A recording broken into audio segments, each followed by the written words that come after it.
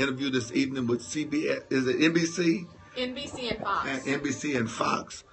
Coming out to interview me this evening at 3 o'clock. But wait a second though, because I need the inside scoop first. So, Pastor Kerney Thomas, here it is. I know that you've been on the hot seat for a minute because there was this coalition that was called together on behalf of Donald Trump, to go to New York to meet with Donald Trump because, you know, he's running for president. He put his name in the hat and he is getting some great numbers and some traction and a lot of attention. He's leading in all of the polls. Yeah. And some of the members of the clergy said, I don't think that was a good idea. How do you feel about the backlash of actually going? And then I'll ask you about the meeting with Trump. Well, first of all, in order to do something for God or accomplish anything, you got to be willing to walk alone. I'm not in a popularity contest. So, face it, I'll make my own decisions where I feel led of God for which way that I need to go and direct my path. And there it is. And then when I saw the picture of you and Donald Trump, I said, wait a minute, because on CNN.com, it was saying that, you know, the pastors, things were canceled. The meeting went on. You sat across the table from Donald Trump. Beyond being one of the 100 pastors that were invited and that went, what did you walk away from with that meeting? Can they see that?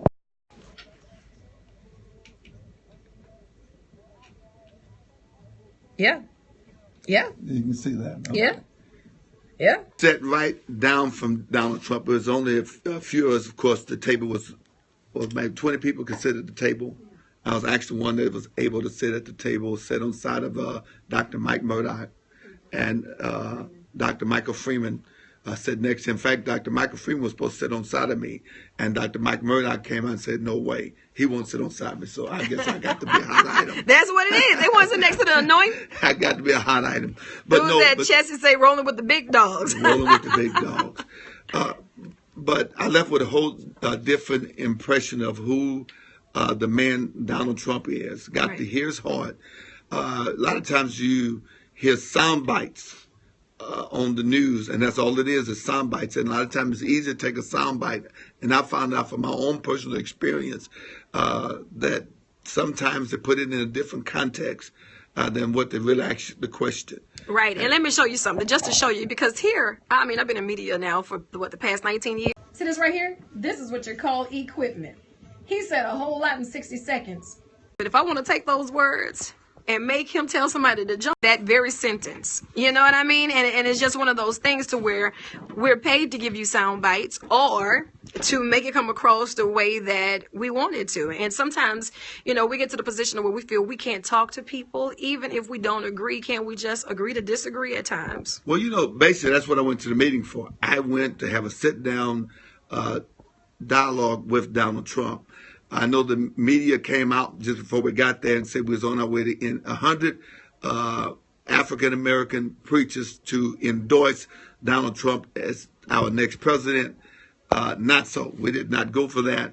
The meeting was not canceled. The report that CNN had said that we're going to be endorsing him to the media, that was canceled because it was never on schedule. It went back to being what originally was set to be a private sit-down dialogue with Mr. Donald Trump. But see, when the media started inviting themselves, they were there. They shifted everything. That's not even what the meeting was supposed to be. We had more media people there than we had pastors there. We had about 100 of us there, and there was hundreds of the media there. Right. I mean, you couldn't hardly get in or out of the building. Right. And, you know, and here it is. I applaud you for one, standing alone and saying, you know what? So you got me standing alone. No, not even. I mean, because I've heard more people stand against it than with you. But I understood exactly where you were coming from. Like, what do you have to lose by going out there to say, let's have a conversation? And that's why so much confusion is going on right now, because if we don't think the same way as somebody else, we don't want to hear it. We don't even want to understand why they feel the way they feel or why they say the things they say. And we don't want to give in to the media play that that was the soundbite. You know, I was called a coon, a prostitute, Uncle Tom, even though my name is Thomas and I am an uncle to some, but, you know, it was calling me Uncle Tom. Right. And then I heard one of my clergy brethren said that we weren't even prostitutes because prostitutes got paid and we didn't get paid. No, we did not get paid. I paid my own. I paid for my own airline. I paid for my own hotel. I paid for my own meals.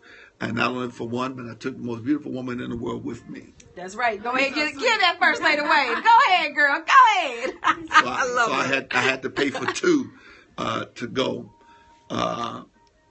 But I left with a whole different impression of who the man Donald Trump is and was. Right. All the racial stuff. You know, I found out he does so much humanitarian work in the black community. I didn't even realize that some of the reality shows that's on now, he put on TV One, which is black-owned, operated television network. Right. He could have took it to a lot of other networks that was asking for it. Fox wanted it, but he took it to TV One. He does a lot of scholarships for black minorities, for minorities, period.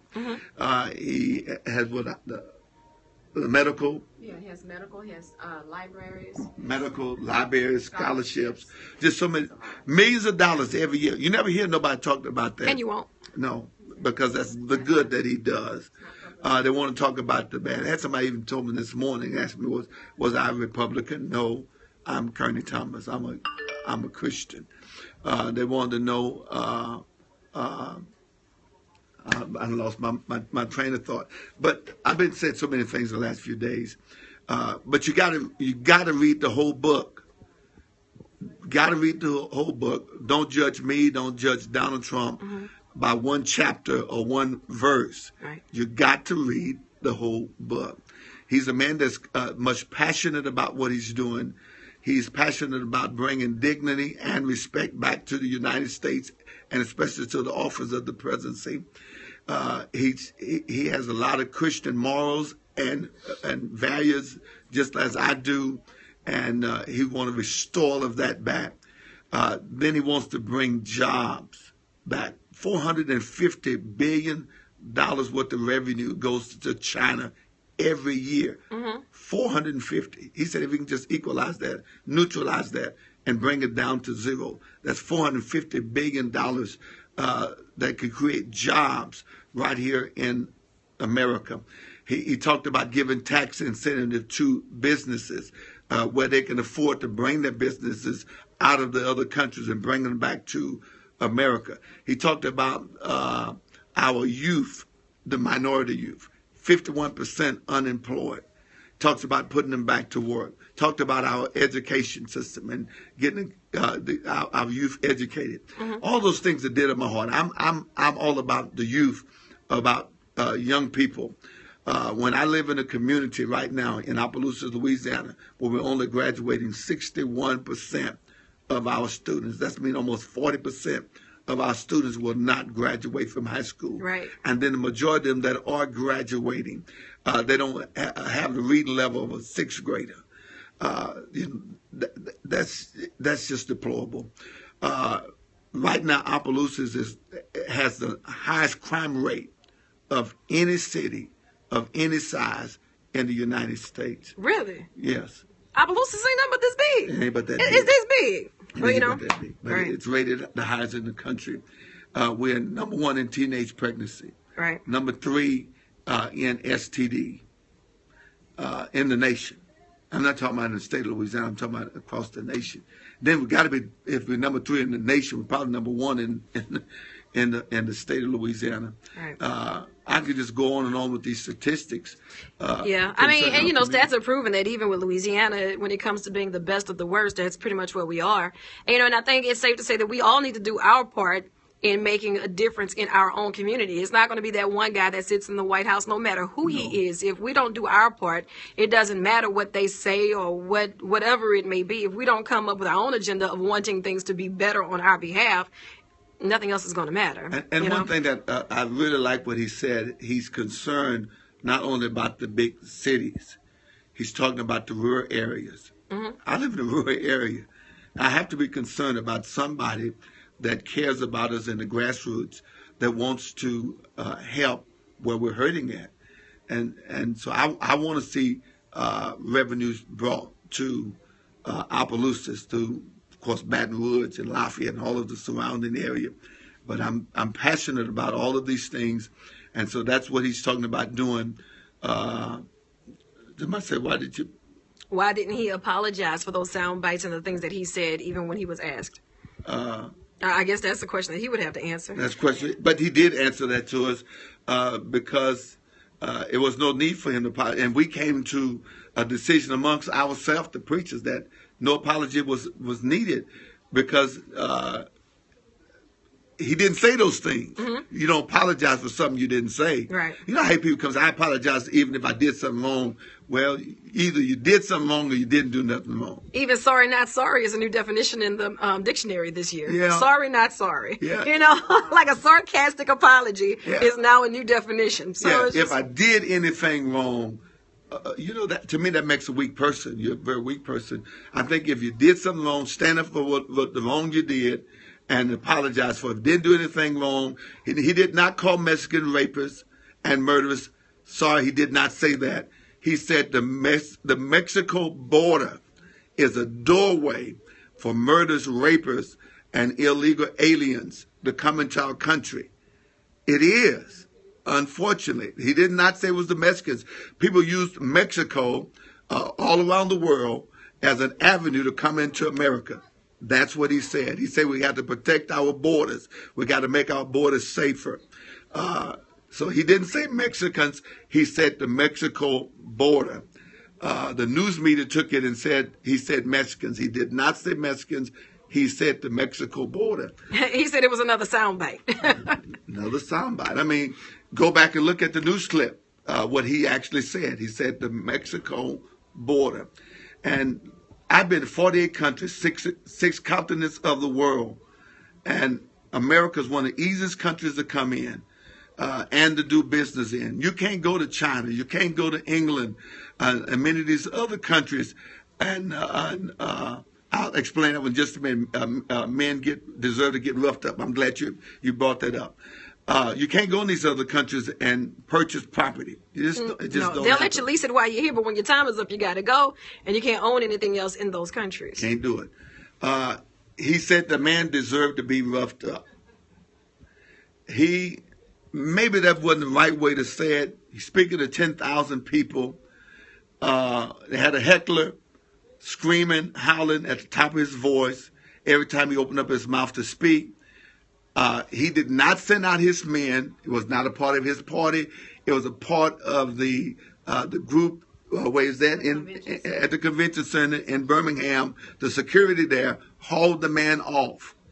They asked him a question about the man that got roughed up, and he made a comment. He might have deserved to be roughed up.